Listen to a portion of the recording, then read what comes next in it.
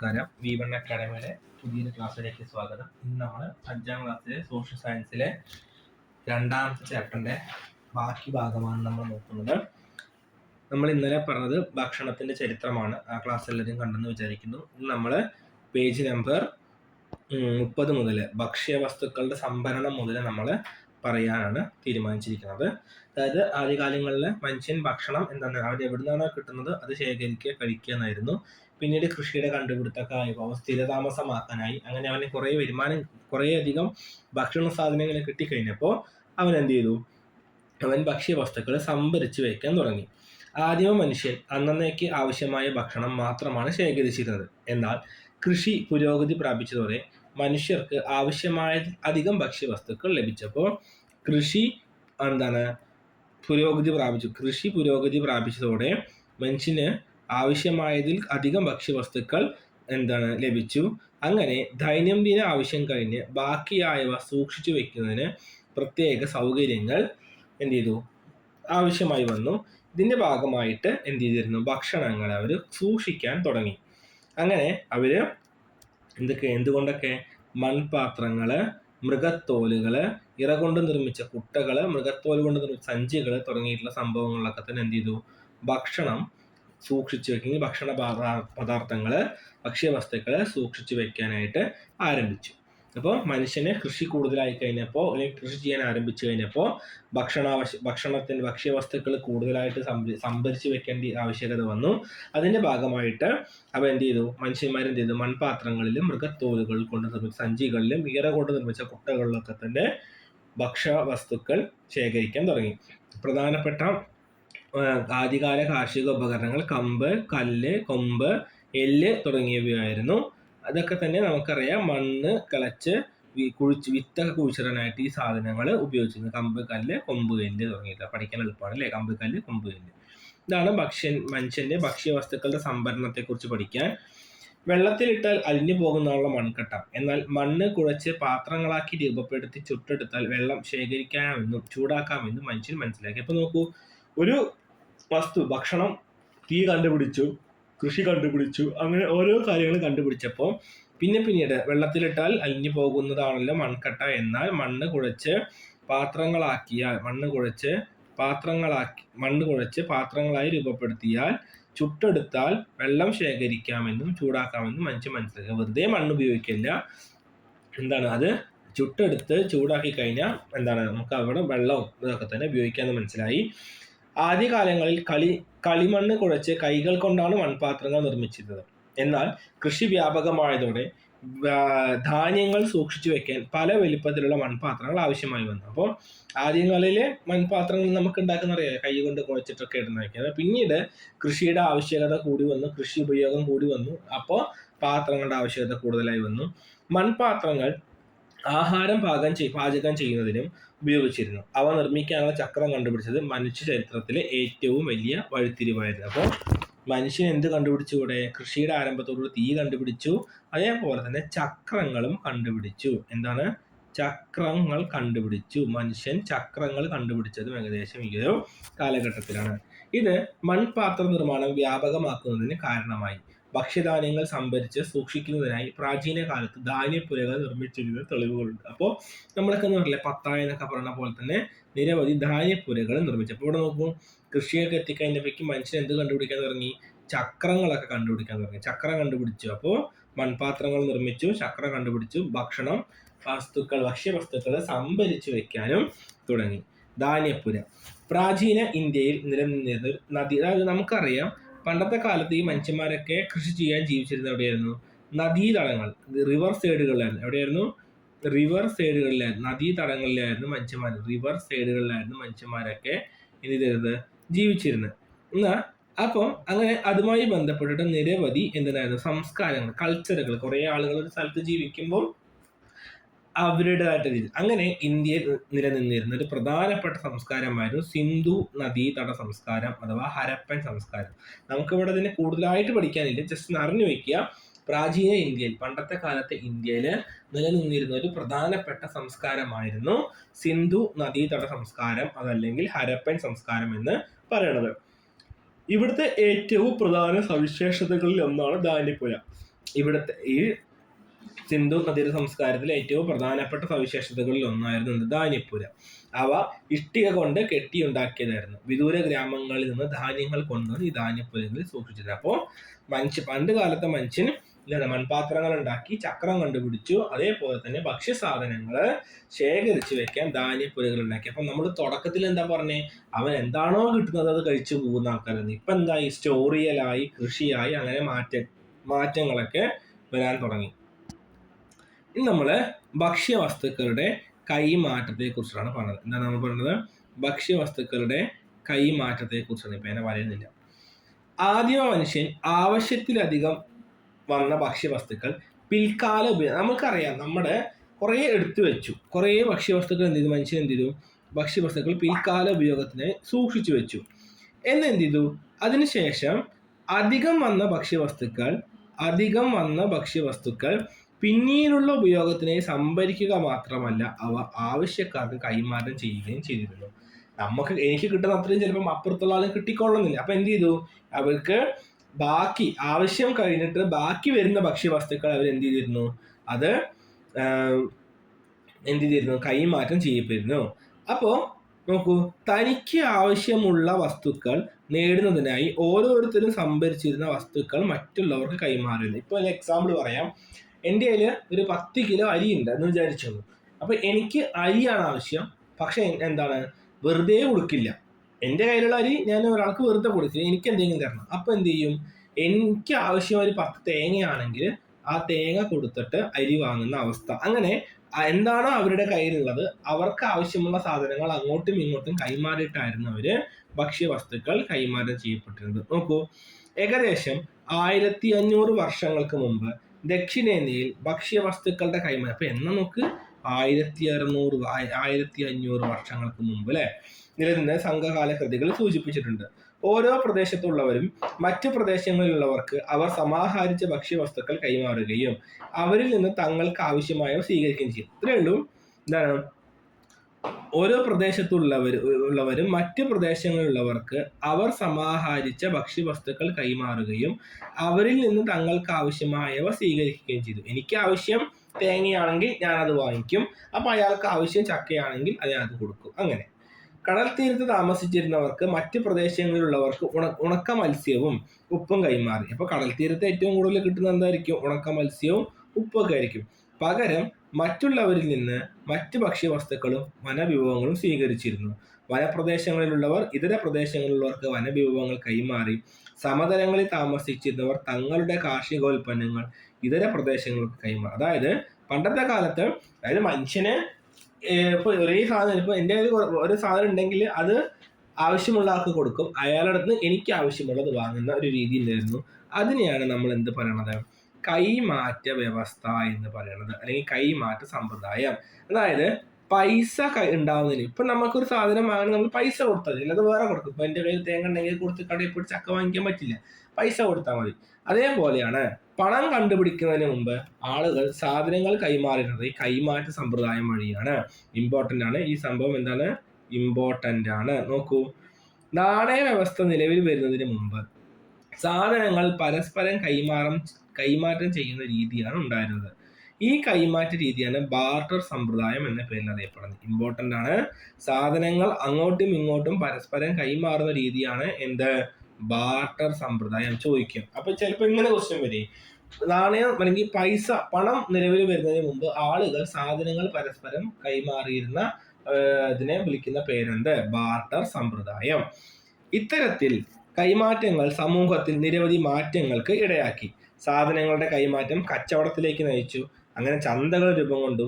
ചന്തകൾ കച്ചവട കേന്ദ്രങ്ങളായി. സാധനങ്ങൾ അപ്പൊ എന്താണ്, അപ്പൊ നോക്കൂ, ആദ്യം ബാർട്ടർ സമ്പ്രദായം വന്നു. അങ്ങനെ സാധനങ്ങളുടെ കൈമാറ്റം കച്ചവടത്തിലേക്ക് നയിച്ചു. അതുവഴി ചന്തകൾ വന്നു, മാർക്കറ്റുകൾ വരുന്നു. ചന്തകൾ എന്ത് ചെയ്തു, കച്ചവട കേന്ദ്രങ്ങളായിട്ട് മാറി. സാധനങ്ങൾ വാങ്ങുന്നതിനും വിൽക്കുന്നതിനുമായി ജനങ്ങൾ കച്ചവട കേന്ദ്രങ്ങളിൽ എത്തുകയും അവ പിന്നീട് നഗരങ്ങളായി മാറുകയും ചെയ്തു. അപ്പൊ നോക്കൂ, എവിടുന്ന് നമ്മൾ പോകുന്ന, കാട്ടില് അലഞ്ഞു തിരിഞ്ഞ് നടന്നിരുന്ന മനുഷ്യൻ ഇപ്പോ ചന്തകളുടെ രൂപീകരണം വരെ എന്താണ് എത്തിയിട്ട് നിൽക്കുന്നതായിട്ട് നമുക്ക് കാണാൻ പറ്റും. അപ്പൊ നോക്കൂ, അവിടെ എന്താ നമ്മൾ പറഞ്ഞേ, മനുഷ്യൻ ആദ്യം അവൻ ആവശ്യമുള്ള ഭക്ഷണങ്ങള് എന്ത് ചെയ്തു, സംഭരിച്ചു വെച്ചു. പിന്നെ അതിൽ ബാക്കി വന്നത് എന്താണ് കൊടുക്കാം, കൈമാറാൻ തുടങ്ങി. അങ്ങനെ നമ്മൾ ബാർട്ടർ സമ്പ്രദായം, സാധനങ്ങൾക്ക് പകരം സാധനങ്ങൾ കൊടുക്കുന്ന വ്യവസ്ഥയാണ് നമ്മൾ ബാർട്ടർ സമ്പ്രദായം എന്ന് പറയുക. അങ്ങനെ എന്ത് ചെയ്തു, അത് ചന്തകളായി മാറി, ചന്തകൾ കച്ചവട കേന്ദ്രങ്ങളായി മാറി, കച്ചവട കേന്ദ്രങ്ങൾ പിന്നീട് നഗരങ്ങളായിട്ട് മാറുകയാണ് ചെയ്തത്. അങ്ങനെ നമ്മുടെ പ്രാചീന കാലത്ത് ഭക്ഷ്യവസ്തുക്കളുടെ കൈമാറ്റം എന്തെന്നില്ല, ഒരു സ്ഥലത്ത് മാത്രമായിട്ട് ഒതുങ്ങി നിന്നിരുന്നില്ല. ഭക്ഷ്യവസ്തുക്കളുടെ കൈമാറ്റം ഒരു സ്ഥലത്ത് മാത്രമായിട്ട് എന്ത് ചെയ്തില്ല, ഒതുങ്ങി നിന്നിരുന്നില്ല. അത് നമ്മുടെ നാട്ടിൽ നിന്ന് ദൂരദേശങ്ങളിലേക്കും കൈമാറ്റം ചെയ്യപ്പെട്ടു. അപ്പൊ എവിടേക്കൊക്കെയാണ് നമ്മുടെ നാട്ടിൽ നിന്ന്, പ്രാചീന കാലം മുതൽക്ക് നമ്മുടെ നാട്ടിൽ നിന്ന് ഏതെല്ലാം ഭാഗത്ത്, ലോകത്തിന്റെ ഏതെല്ലാം ഭാഗങ്ങളിലേക്കാണ് ഭക്ഷ്യവസ്തുക്കൾ കൈമാറ്റം ചെയ്യപ്പെടുന്നത്? റോമാക്കാർ, ചൈനക്കാർ, അറബികൾ, പേർഷ്യക്കാർ, ജൂതർ എന്നിവരുമായാണ് പ്രധാനമായും കൈമാറ്റം ചെയ്യപ്പെടുന്നത്. ആരൊക്കെയായിരുന്നു? റോമാക്കാർ, ചൈനക്കാർ, അറബികൾ, പേർഷ്യക്കാർ, ജൂതർ എന്നിവരുമായാണ് പ്രധാനമായും നമ്മുടെ കൈമാറ്റം ചെയ്യപ്പെട്ടത്. റോമാക്കാർ, അറബികൾ, പേർഷ്യക്കാർ, ചൈനക്കാർ, ജൂതർ എന്നിവരുമായിട്ടാണ് പ്രാചീന കാലത്ത് നമ്മൾ കൈമാറ്റം. എന്തൊക്കെയായിരുന്നു? കുരുമുളക്, ഏലം, ഇഞ്ചി, ഗ്രാമ്പു, അങ്ങനെയുള്ള എന്താണ് ചെയ്യപ്പെട്ടത് എന്തൊക്കെയായിരുന്നു? അപ്പൊ നമ്മൾക്ക് നോക്കാം എന്തൊക്കെയായിരുന്നു. നോക്കാം. കുരുമുളക്, ഏലം, ഇഞ്ചി, ഗ്രാമ്പു, കറുവപ്പട്ട തുടങ്ങിയ സുഗന്ധ വ്യഞ്ജനങ്ങളായിരുന്നു ഇതിൽ ഏറ്റവും കൂടുതലായിട്ടുണ്ടായിരുന്നത്. അപ്പോൾ റോമക്കാരും ജൂതന്മാരും പേർഷ്യക്കാരും ചൈനക്കാരും അറബികളൊക്കെ വന്നത് എന്തിനായിരുന്നു?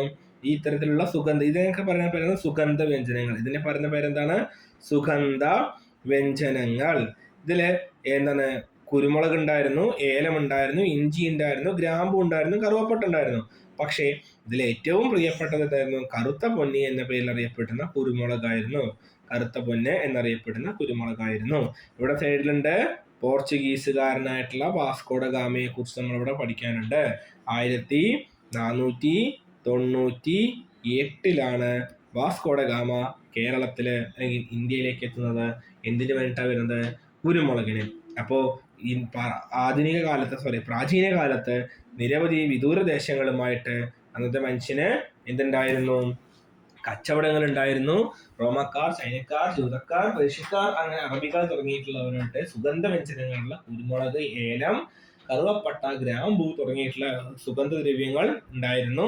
അതുപോലെ തന്നെ അതിൽ ഏറ്റവും പ്രധാനപ്പെട്ടതായിരുന്നു കറുത്ത പൊന്നി എന്നറിയപ്പെടുന്ന കുരുമുളക്.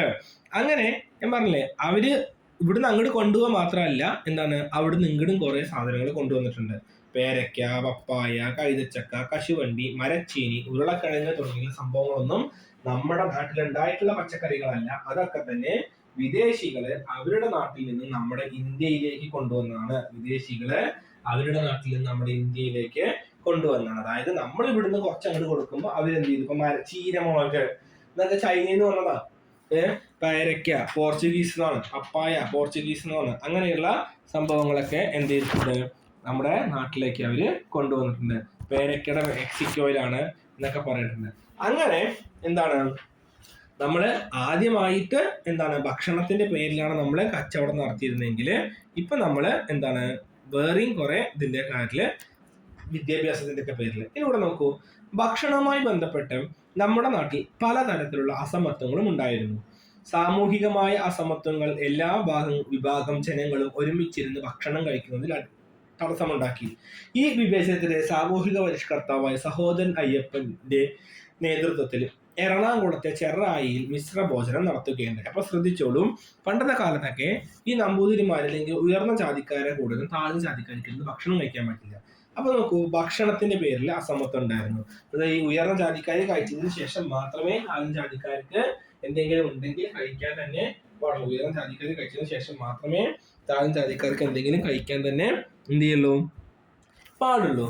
അങ്ങനെ ഭക്ഷണം കഴിക്കുന്നതിനും ജനങ്ങൾ എല്ലാ വിഭാഗം ജനങ്ങളും ഒരുമിച്ചിരുന്ന് ഭക്ഷണം കഴിക്കുന്നതിന് തടസ്സമുണ്ടാക്കി.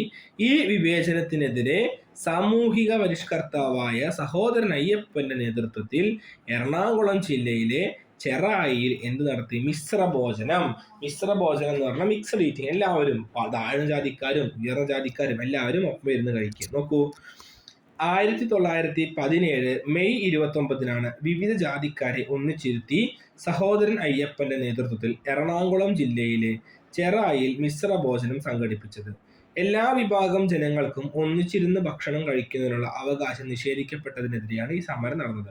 വായിച്ചാൽ മനസ്സിലാവും. അതുകൊണ്ട് തന്നെ എന്താണ്, എല്ലാ ജനങ്ങളും ഒരുമിച്ചിരുന്ന് ഭക്ഷണം കഴിക്കുന്നതിനൊക്കെ തന്നെ കാരണമായി 1917 മെയ് 29 സഹോദരൻ അയ്യപ്പൻ നടത്തിയിട്ടുള്ള മിശ്ര ഭോജനം എവിടെയായിരുന്നു? എറണാകുളം ജില്ലയിലെ ചെറായില്. ഇത് ഭക്ഷണത്തിന്റെ പേരുള്ളതാണ്. ഇങ്ങനെ നമുക്ക് എന്താണ്, നമ്മുടെ നാട്ടിൽ എല്ലാവർക്കും ഭക്ഷണം കിട്ടുമോ? ഇല്ല.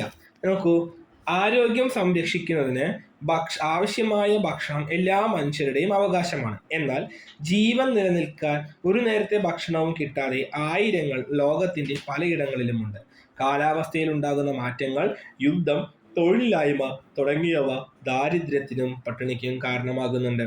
അപ്പോൾ ലോകത്തിന്റെ പല ഭാഗങ്ങളിലും എന്താണ്, യുദ്ധം, തൊഴിലില്ലായ്മ തുടങ്ങിയവ, അതേപോലെ തന്നെ കാലാവസ്ഥയിൽ ഉണ്ടാകുന്ന മാറ്റങ്ങൾ തുടങ്ങിയ കാരണങ്ങളൊക്കെ തന്നെ പട്ടിണിക്ക് ഒക്കെ തന്നെ കാരണമാകുന്നുണ്ട്.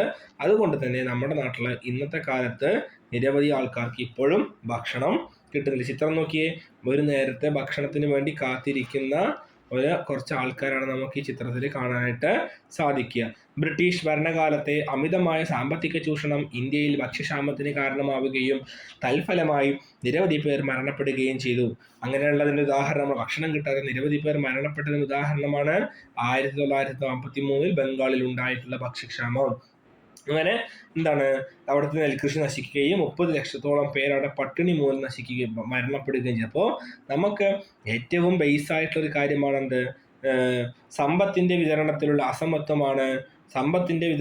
അസമത്വമാണ് പട്ടിണിക്ക് മറ്റൊരു കാരണം. അതായത് പൈസക്കാരൻ ഉണ്ടാവും, ജോലി ഇല്ലാതെ, അങ്ങനെ എല്ലാവർക്കും ഒരേപോലെ, അങ്ങനെയാണ് നമുക്ക് എന്ത് വരുന്നത്, റേഷൻ കടയൊക്കെ വരുന്നത് അല്ലേ, എല്ലാവർക്കും ഒരേപോലെ ഭക്ഷണം കിട്ടാൻ വേണ്ടിയിട്ട്.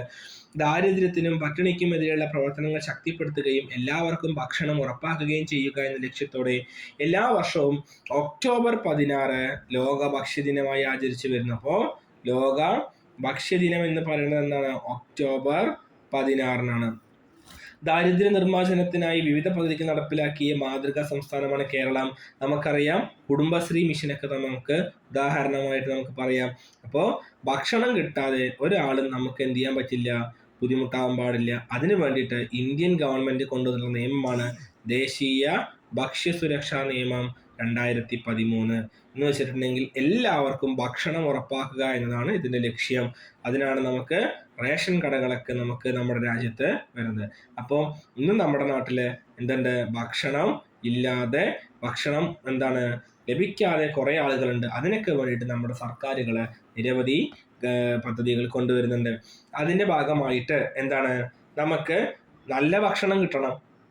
നല്ലതല്ലാത്ത ഭക്ഷണം കിട്ടിക്കഴിഞ്ഞാൽ അനാരോഗ്യകരമായ ഭക്ഷണശീലം നമുക്ക് എന്ത് പറ്റും, പലതരത്തിലുമുള്ള ജീവിതശൈലി രോഗങ്ങൾക്ക് കാരണമാകാറുണ്ട് എന്നാണ് നമുക്ക് ഇതിൽ പറയാനുള്ളത്. ആ നല്ല ഭക്ഷണത്തിന് ഉദാഹരണമാണ് ചെറുധാന്യങ്ങൾ എന്ന് പറയുന്നത്. റാഗി, മണിച്ചോളം, ബാർലി, വരക്, ബജ്റ, തിന തുടങ്ങിയിട്ടുള്ള എല്ലാ ഭക്ഷ്യവസ്തുക്കളും നമ്മൾ നമ്മുടെ ഭക്ഷണ സാധനത്തിൽ ഉൾപ്പെടുത്തണം. അതിൻ്റെ ഭാഗമായിട്ടാണ് 2023 അന്താരാഷ്ട്ര ചെറുധാന്യ വർഷമായിട്ട് ചെറുധാന്യങ്ങളുടെ ഉൽപാദനവും ഉപഭോഗവും പ്രോത്സാഹിപ്പിക്കുക എന്ന ലക്ഷ്യത്തോടു കൂടി നമ്മുടെ ലോകം ചെറുധാന്യ വർഷമായിട്ട് ആചരിച്ചു. കാരണം നമുക്കറിയാം, നമ്മൾ ചെറിയ പിള്ളേർക്കൊക്കെ അംഗനവാടി പോയി കഴിഞ്ഞാൽ നമ്മൾ ചെറുപയറും കാര്യങ്ങളൊക്കെ കൊടുക്കാല്ലേ. അത്തരത്തില് എല്ലാ ജനങ്ങൾക്കും ഒരേ അളവില് ഒരേ പ്രാധാന്യത്തോടെ ഭക്ഷണം നൽകണമെന്ന് പറഞ്ഞുകൊണ്ടാണ് നമ്മൾ ഈ ചാപ്റ്റർ അവസാനിപ്പിക്കുന്നത്. അപ്പോ നമ്മള് ഈ ചാപ്റ്റർ തുടക്കത്തില് മനുഷ്യന്റെ ഭക്ഷണത്തിന്റെ ചരിത്രത്തെ കുറിച്ച് പറഞ്ഞു. ഒരു നേരത്തെ ഭക്ഷണം എങ്ങനെയെങ്കിലും കിട്ടിയ ചത്ത ജീവികളും ഇലകളും ഒക്കെ കഴിച്ച് കിട്ടിയ മനുഷ്യൻ പിന്നീട് എന്താണ്, കൃഷി കണ്ടുപിടിക്കുന്നു, ഒരു സ്ഥലത്ത് സ്ഥിരമാക്കുന്നു, ഭക്ഷണം സ്റ്റോർ ചെയ്ത് വെക്കുന്നു, അവനവന്റെ ആവശ്യം കഴിഞ്ഞ് ബാക്കിയുള്ളവ മറ്റുള്ളവർക്ക് വേണ്ടി ഷെയർ ചെയ്യുന്നു. അതേപോലെ തന്നെ എന്താണ്, അങ്ങനെയുള്ള നിരവധി കാര്യങ്ങളൊക്കെ തന്നെ ചെയ്യുന്നു. ഈ ചാപ്റ്റർ നല്ല വൃത്തിക്ക് വായിക്കുക. എല്ലാവരും എന്തെങ്കിലും ഡൗട്ട് ഉണ്ടെങ്കിൽ ചോദിക്കുക.